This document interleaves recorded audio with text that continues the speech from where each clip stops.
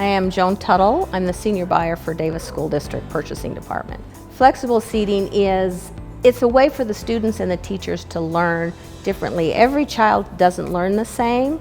Some of them are more comfortable in chairs, some of them are more comfortable on the floor. And so it allows the students and the teachers to have more flexibility not only in learning but in teaching. All of the new schools since Canyon Creek and Case Creek are 100% flex classrooms. And so it's slowly evolving to all of the schools. And as part of my job with the furniture is when we hire a company to do the furniture, we ask them to make up cards of different ways the teachers can set these classrooms up. And so the teachers have a lot of options on how to set their classrooms up. Hi, I'm Cindy Minear. I teach 5th grade here at Case Creek, and I've been teaching for about 14 years. 14 years ago, they taught us rows. Everybody stays in that row, no one talks to each other, all the children work independently, and you talk to them.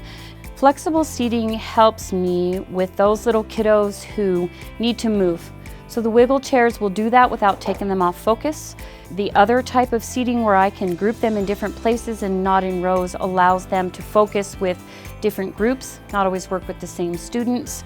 The other thing with flexible seating is some of the children stand and sit and stand and sit again. Their focus is not taken away from what they're working on because they're allowed to do that movement. And so this is really just a learning tool, and it's a starting point that has helped my students immensely. So we have 2 types of chairs in our classroom. One of my favorite kinds is, we like to call it a wiggle chair. So you can wiggle around whenever you want in it. The other type of chair that we have is just one of the regular chairs with 4 legs. You can carry it because it's really light. We can move to different groups whenever we want, and we don't have to worry about bumping into each other because they're smaller chairs that we can move around. I think I like the bright colors because it makes us feel happy or excited to learn. I feel like you can kind of pick the chair kind of based on your mood. Like maybe if you want to slouch forward, you can pick one without a backrest. They're more comfy and stuff. I like it in the math class because then I can move my desk over by my friends and then we can write on the desks since they're whiteboards. My favorite desk is the bacon one, we call it the bacon one. And then we have the Pepsi one where it's like round. And then we have a triangle one.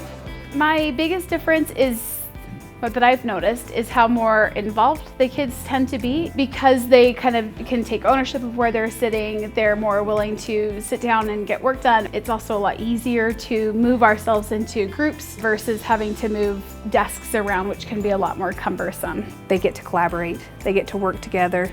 There is still time for a little bit of explicit teaching, and then I turn it to them, and it's so much more meaningful when they are in charge of their learning.